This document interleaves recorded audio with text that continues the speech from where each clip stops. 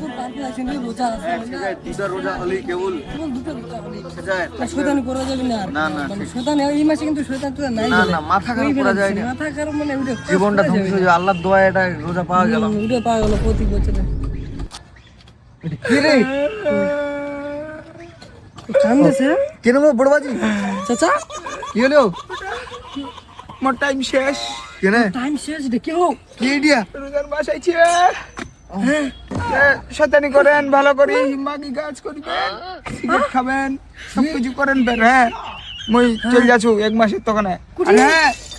বনবাস বেটা বনবাস তো তুই কে তুই তুই কে তুই কি ইবলিস নাকি এ বেটা হ্যাঁ এ মোর টাইম